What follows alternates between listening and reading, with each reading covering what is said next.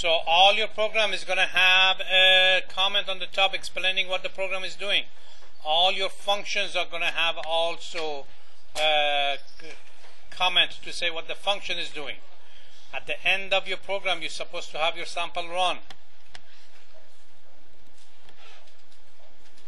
Inside your code, you're supposed to have some comments saying what the codes are saying. There is no one character variable that I would accept. They have to be defined as a good name. I can't even talk anymore.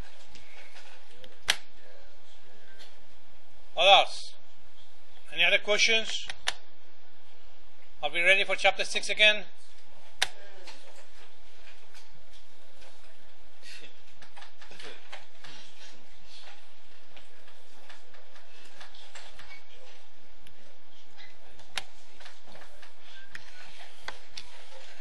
Okay, so once again, this chapter 6, somehow my last semester students had a hard time with it, so we want to be sure that we understand this good before we move on. So when we're talking about the standard input, the standard output, what does that mean? A standard input, when I'm using a cin, where do I read from? Keyboard. The standard output, when I display cout, is going to go to the screen. Now we want to redirect those things. We want to go from the keyboard to a file to read from. We want to print to the file instead of a screen.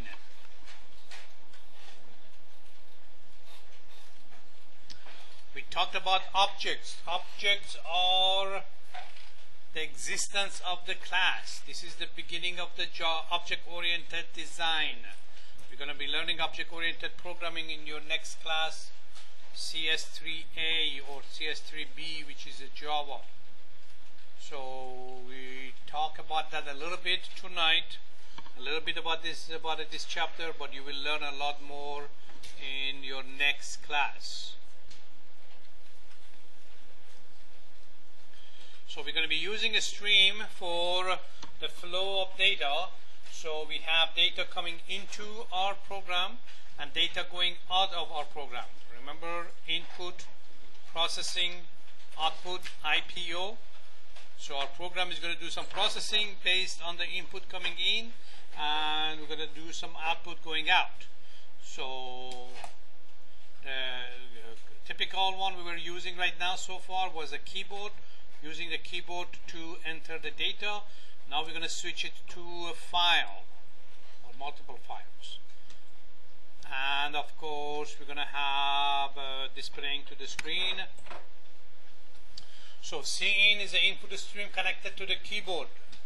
We're reading from keyboard. Cout is connected to the screen. For the cin, cout, we were using #include IO stream. Now we want to use our own stream. Why do we do that? So when I when my program is done, all the data, everything is going to go. So if I have some data that I want to save for next time to use it, then I can use files to write to it. Or I can read some data from some file to my program.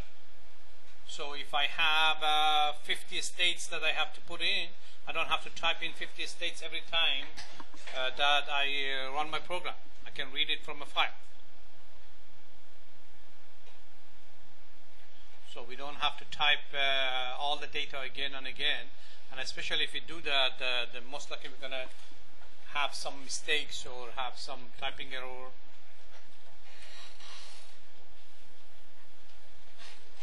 And also we can use the larger data. So if I have 10,000 names, I don't have to type it in every time. I can just read 10,000 names from a file. So in real life, we're going to do what? We're going to be doing file processing in the middle of the night, because that's the time that the computers are the slowest. So when we're doing that, nobody's around to type in anything. So we read from the file, we will write to files. So we're reading from a file. When we do that, we're going to start from the beginning of the file. So we're going to open up 5. We're going to start reading from the top. We cannot go back. So if I go to line number 5, I cannot go back to line number 1. Same thing goes with the writing. For now, every time I want to write to a file, I basically delete the previous one or create a new one. Basically, I have a fresh file every single time. But I cannot go back. So if I'm on line number 4, I cannot go back and write on number 1 anymore.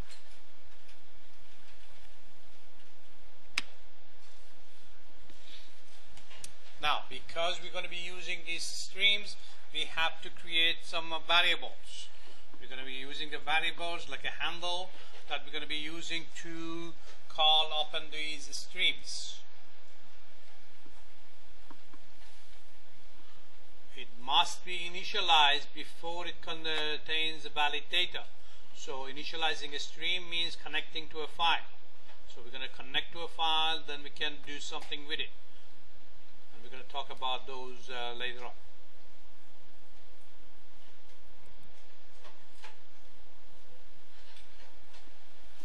So a stream is a special kind of variable called an object. Objects can use special functions to complete tasks. So we talked about this last time a little bit. We have a blueprint for this for the objects. If we're using a blueprint, the blueprint is not an actual thing. So we're going to be using some functionality that we have in our blueprint in the object. So if I tell you car, you have some idea what the car is, but car by itself does not exist. I have to have a specific license plate number or VIN number or something that I'm going to have a specific car. I cannot just say go to the parking lot and pick up the car and paint it. You have to specify which one we're talking about. The streams use special functions instead of the assignment operator to change the values. These are the functions available through the objects. Now for the input file, we're going to be using pound include f stream. That is for the file stream. We have to use using namespace std. Now that we have that, we can use the class called if stream. This if stream is a class. That means some kind of a data type which has the elements and it has some functions in it. I'm going to call it in a stream. I can call it anything I want. So this object that is created right now has all the things that this blueprint was giving it to it. So if I have a blueprint of a house, I cannot just go live in there. I have to create a house. So this is where I'm creating things. So I can create 2 of these, 3 of these. So if I, like those townhouses, they all look the same because we have the same blueprint, and then we're going to have a multiple of them. Now that I have them, I can go specifically says, okay, I know there is a function to do something, but I want to apply this function to this one or another one or another one. So if I'm going to tell a painter to go paint my house, I have to tell them which house I'm talking about. So they're going to be different. I cannot give them a blueprint that says go paint this house. Same thing goes with the output file.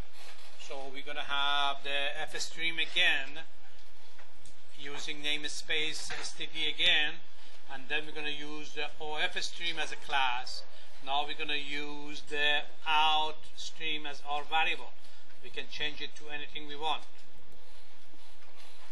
So this is what I was talking about. Now that I created in a stream as an object, now that I created a car, or a car has been created with a certain license plate number or VIN number, I can go and use the functionality that's going to apply to that. So when I go to a paint shop place and say paint car, the function paint can apply to any car. But now that I took my car, that painting is going to apply to my car. So this open function belongs to the class of what?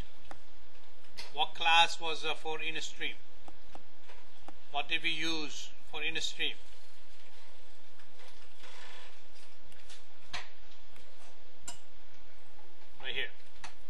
IF stream. Okay, so that open right here is a function that belongs to IF stream as a blueprint. Now we're going to apply it to this in stream that we created. Once again, this is just for your information. You will learn a lot more in your next class. This function or method is going to need a parameter. So we're going to put this parameter as a string. So here we're going to put the double quote and we're going to put this name here.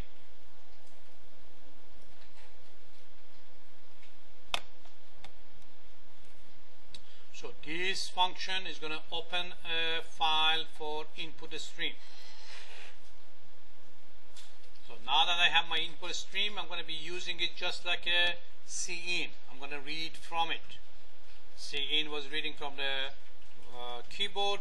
This one that I call it in stream is going to read from that file. Out the stream is the same thing. So I have a stream. Now I have an open. Okay.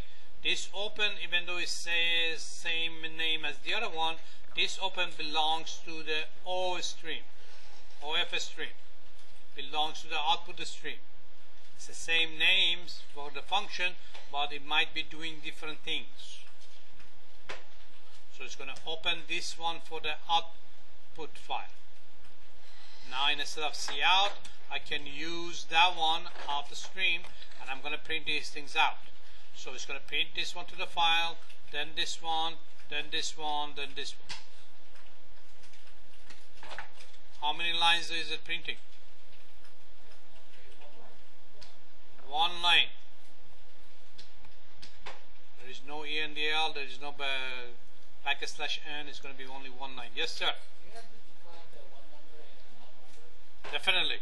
Those are the variables that you're using, definitely. So it's going to become Whatever it is. Just like we were having a cout. If I had a cout like this, then when I want to print one number or another number, I had to not only define it, I had to have some value for it too, right? Otherwise it would give me some junk. So you might switch the order of the amount of the numbers and the numbers, it's still going to bring out the same thing, right? Because Just going to put that one first, I'm going to put the other one second. Remember, the one number is a variable that's going to have something in it. So it's going to print that one, whatever it is in there. So let's say one number is 25, another number is 2. Because they already stored at the in stream, right? No. It can be on a stream or it can be not. Doesn't matter. We don't have to always read from the file to write to the file. We can read from a screen and write to the file. We can read from a file and display it on the screen. We can mix it up. It doesn't have to be both of them at the same time. But in this case, you're right. It has been. Did we read it? Let me see. Yeah, in this case, we read it from the input file. You're right. Because it's smaller, Right.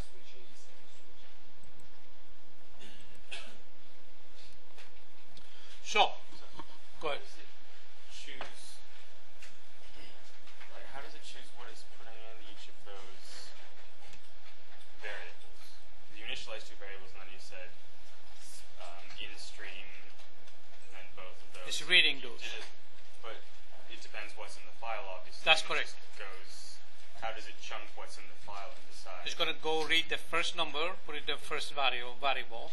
It's going to read the second one, and it's going to put it on the second one. Just like when you do a space cin. or a comma, or it depends how the file is written, obviously. Right now we have a space or carriage return.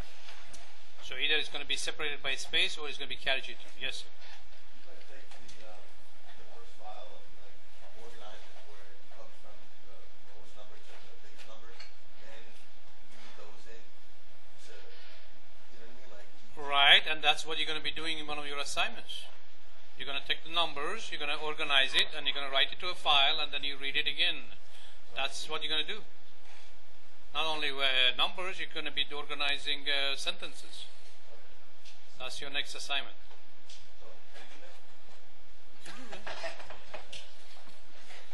You should be able to do that, no problem. Right. That's all we're going to be doing. We're writing and reading from the files. And so you create the file ahead of time? You can create a file ahead of time, or in real life, what's going to happen? One program is going to come and create this file. The other program is going to come and read this file. So you can write a program that's going to take in inputs that you're giving it and write a file. That's Right, correct. basically, and then another program can take that file. The files are like just text files. For now, we're going to just use the text file. You can technically use any kind of a file, but if you're reading a binary file, what are you going to do with it? Yeah. So with this, you can do any kind of a file. But for now, for our purposes, we're just going to use text file for now. And remember, you can open the text file with your editor. So you could potentially open like a video file, which would just be an enormous stream of numbers. Right, it's just going to be binary. And when you display the binary is what? Zeros and ones. Yeah. So when you try to display it, what it's going to try to do? It's going to try to take those zeros and ones, try to match up with the ASCII table. So it's come up with those weird characters. That's why. That's why it gives you those weird characters, because the file itself is zeros and ones. And it's looking at those zeros and ones, okay, can I make sense out of these things? So whenever it matches up with something, then it's going to bring it up and just display. That's what it's trying to do. Yes, sir. So the text editor, we can You can do it in Notepad. You can use your IDE to open it up. It's just a text. It's a regular text. So these files have to actually exist, right? If I want to open a file, it has to be on my disk somewhere. Otherwise, I cannot bring it up. So the first place it's going to be looking at is going to be the current directory. Current directory is what? Is the place that I have my executable, wherever I'm running my program. It is not where I have my source file. It is where I'm running my program. So when we're compiling a program and we get the executable file, that is going to be set in a directory. If I want to open a file, it has to be in the same directory, or I can point it to somewhere else. If I don't put a pointer somewhere else, it's going to look into the same directory. So if it's not there, I cannot open my input file. Can I continue with my program? No. So I have to get out. Yes, sir. So let's do that like in an example then. Where would the executable like Yes. Yeah, like where are we supposed to put yeah, where do where we would that put be? the file? Desktop? Is that Just what you need? looking for your executable. We're going to look at it. It's when you create, when your final product of your C++ is a .exe. You create a .exe, and you're technically running that .exe. That's somewhere in your project folder. So you're creating an object file. You're going to create, when you compile your project, you're going to have multiple file created. It's going to be OBJ file, it's going to be exe file. Those are going to be created. So you want to be sure that the input file is going to be in the same directory. So if you open your window, you're going to see that how does it show it? C++ type of thing. We can look at it. Also, it's going to be in code blocks. Is where the directory is? Well, if you're using the IDE for the code blocks, it's going to have, most of the IDEs, they're going to have a directory for your source file, and they're going to create a directory for your executable. So it'll be right there. So it's going to be next to each other, yes. It's going to be under a directory of your project. So we take that notepad text and Put it in there, yes. it's kind of like a bin. Almost like a bin. It's going to be look like a bin. A bin is a binary file. Exe is also a binary file too, yes.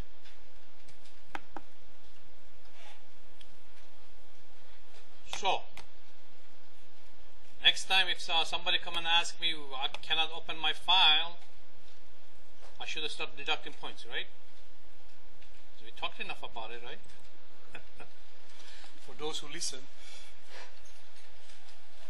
So, when we're using a file, we have to close it. That's something with the C++ thing that Java tried to figure it out. So, it's like you leaving your file open, and if your computer crashes or something happened, then you have a, I don't know, a file that's sitting over there open. So, we have to close it. Yes, sir. Some of the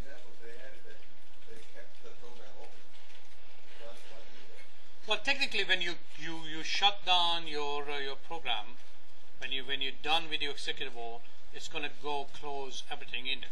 The problem is if you leave it open, it's just going to be open file. We don't want to do that. Sometimes we close it and we open it again. So I can close it as an input and open it as an output. So I'm going to be writing to the same file. We're going to look at those. Okay. And if you find it, let me know what you're looking for. Okay, so this is a basic format, right? We need the pound include f stream over here. We're going to define our variables. The if stream is what? The input stream. I'm going to call it anything I want. In this case, it's going to call it in stream. OF stream is output to stream. We're going to call this one out the stream, or you can call it whatever you want. And now we're going to open. Okay, so the function called open, we're going to have infile.dat, outfile.dat. So infile has to exist because I'm going to open it to read from it. Outfile is going to be created. Doesn't matter if it does exist or not, it's going to delete it anyway. So even if I have outfile, it's going to be deleted. It's going to create a new one. So we're going to figure out how we are good. So we're going to take the C in, we're going to change it to the in stream. We're going to take the C out, we're going to change it to the out the stream, and we're going to close it. So if I get this part, basically that's almost everything that we're going to be doing in the chapter 6. Yes, Danza? Would we have to create the outbound.dat first before we connect it to the stream? No. Outfile is going to be created brand new every time you use it. That means it's going to delete everything inside. This is my input file. So what I'm doing, I am reading 1, 2, 3 things. So I'm going to read this one, and this one. 3 things. Because I have 3 variables, right? Then I'm going to do what? I'm going to print these things to my output file. And then I'm going to add those 3 together. 1 plus 2 plus 3 is going to give me 6, and it's going to print it right. What is this going to display on the screen?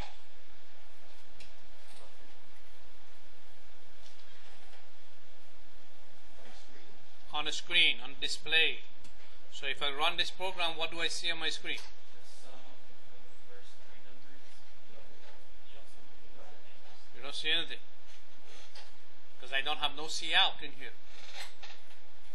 Remember, the standard output is a C out. If I don't have any C out, I'm not going to see anything on the screen.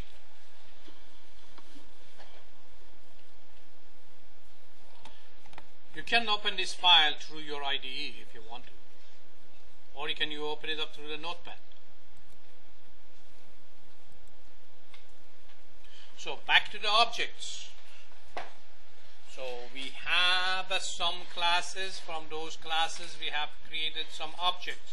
The functionality of those classes has been transferred to the object. So everything that I need has been defined in that object, including the data that I need, including the functions that I need. So every time I create a new object, it's going to have things for that object. A member function is going to be a function that was defined in the blueprint of the class. Now we have that available in every object that I create from that class. So when we say the open function is a member of a function, that means that has been defined in that class. Actually, technically, you can go to the directory of the pound include, which is the include directory. You can open the file and you can look at the text, because C++ is an open source. You can look at all the pound include ones that you're using. It's already in your directory, in the include directory, and there's the source code is available for you to look at it if you want to. So you can actually go and look at the codes for all of these things. So even though we call them the same, they might not be doing the same thing. So for example, out stream is going to open it up for the output, in stream is going to open up for the input. So some of the things is going to be different, but we call it the same, so we know that's going to be opening a file. For us, we don't care what is behind the scene.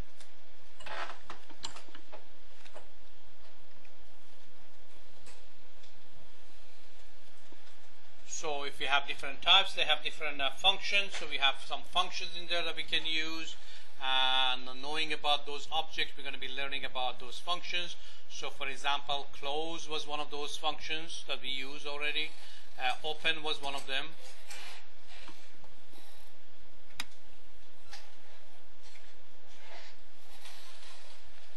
So the blueprint of these objects, we call them classes. We're going to use some of this in chapter 8 for the string as a class, and of course we are using it for the file.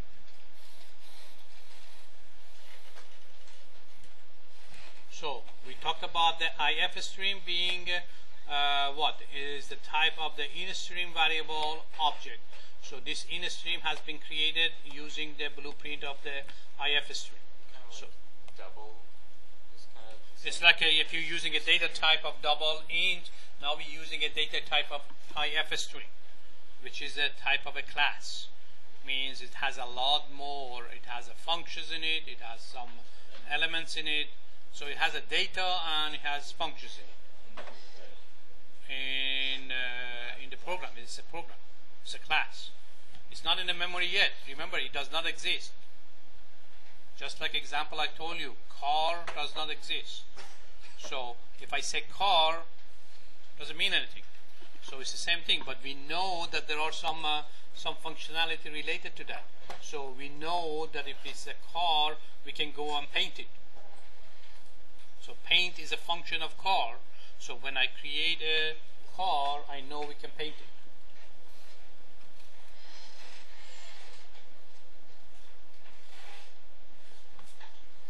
So that class is going to say what functions do we have inside of it.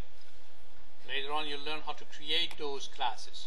So now I have this blueprint, if stream. It has some function, it has some data in it. So I'm going to create two objects, 1 and 2. Just like earlier I said that if I have a blueprint, I can go create multiple houses of the same blueprint. So in there, they are adopting all the functions that were available in this, both of them. So when I say open, I have to know which one do I need to open. So that's the dot operating is going to be. So dot open of the string 1 is going to go open or call the function open in here. The in stream, the 2 dot open is going to go to this one and open up. So when I go to a mechanic shop, I say fix my car, I have to tell mechanic which car I'm talking about to fixing. So that's the dot operating. It's going to use the object. Object is what is being created. The if stream is not created, so it does not exist in the memory. But in stream 1 and in stream 2 have been created, so they exist in the memory.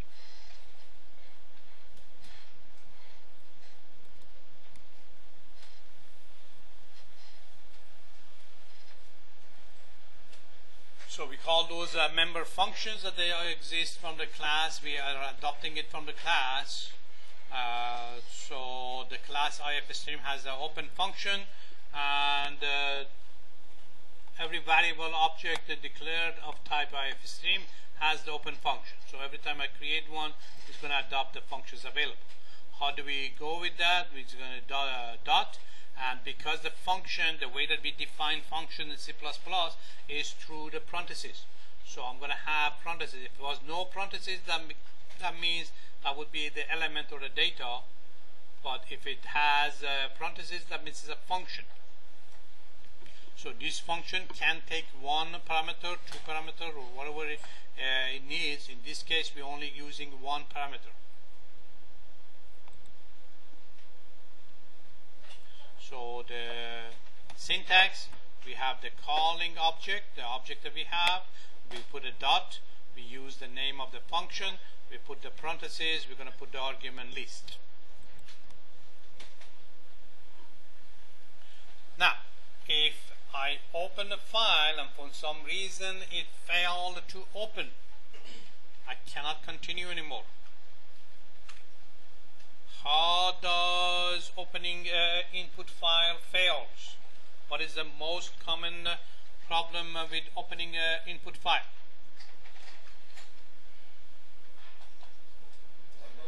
This is not the same directory f.exe. What is the most common error for output file?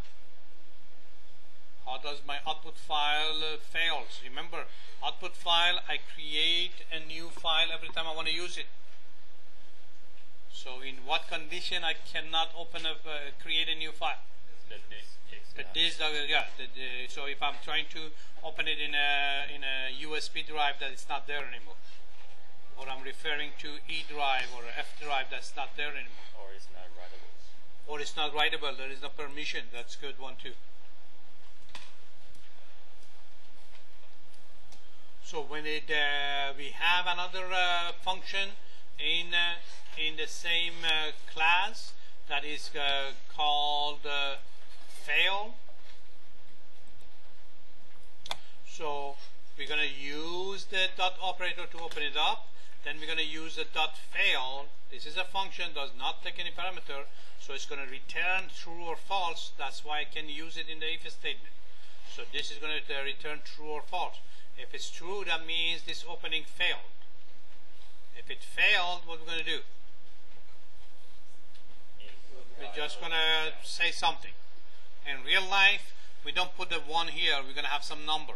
So when you call in tech support somewhere in India, and you said I get the code negative 355, they look up their manual and say, oh, negative 355 means this file had an error, and because we know this file was not open, and we know that this file is supposed to be in this directory, let's go figure out what is the problem with the directory. That's why these numbers are for, to define where the problem is. Do we have to put numbers here? Can we just put characters here? It takes that number because the return value is going to be integer. Just like your main, you're going to do a return. The return is integer. So what's going to happen if you put a character, if when you're returning an integer, if it's expecting a number and you're putting a character?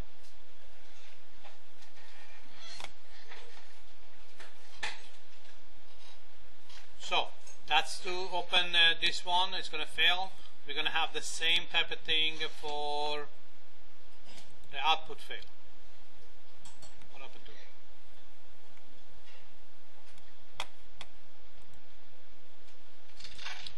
So same template that I had earlier. The only thing we added was if it failed, either the input or output, for now I'm going to put a cout on the screen. And then we're going to exit.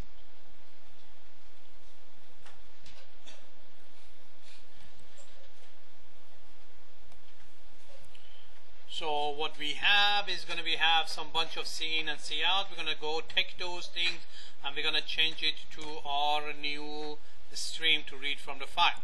So the basic type is what? We're going to take all the in, cout. We're going to change it to in file, out file, those kind of things. But some of the things that we had in our standard input output, we don't need it in the file. So for example, here is asking, please enter a number. We don't need that in the file, right? We're just going to read it from the file.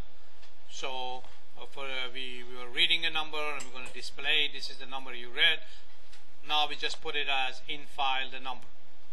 I would keep this cout to see what I'm doing in my program. While I'm running it, I can test it on my display so I don't have to keep opening the file to be sure it's done or not. I do that, but then before I deliver my file, I'm going to comment all these things out.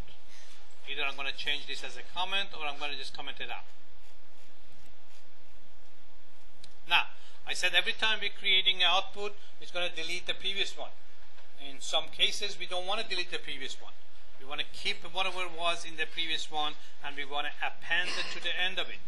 So there is a second parameter we can put for out the stream as iOS : app that's going to open for append. So I'm going to open this file. I'm not going to destroy the previous data. I'm going to keep the previous data and I'm going to append it to the end of it. If it doesn't exist, it's going to create it. But if it does exist, it's going to keep the information in it. Remember, if I don't put this one, it doesn't matter if it does exist or not, it's always going to create a new one.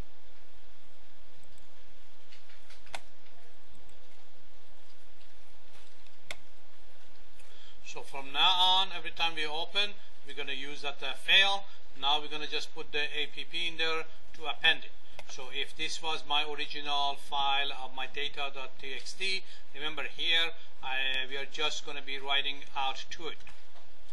So it's going to keep that one, and it's going to write the rest of it at the bottom of it. So it's just going to keep going to the end of it. Any questions on that one? Back to the file. Yes, sir. Can you go back to the last one? Yes, sir. Go back to the previous one. Or Where it had the code. Yeah. There's only, it doesn't have, the opening of the, input file. yeah. Yeah, it doesn't use any input file in this one. All it does is opening an output file, and it's going to write this at the end of the output file. That's all it does. It does not have an input file.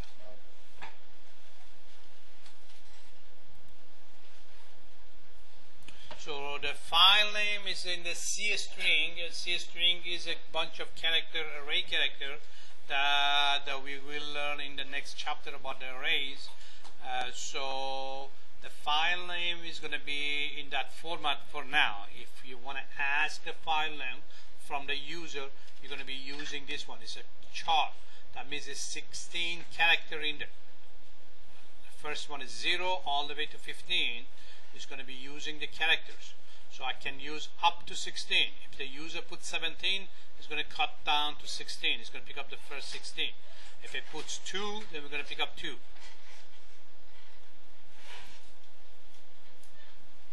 So the way we're going to use it, we're going to define our file name like that. We're going to ask the user to put the file name. We're going to read the file name like that. And now that we have a file name, we can use it to open it up. So I can have a file name, I can change it to something else. That's a variable like anything else. I can change the value and I can open another file.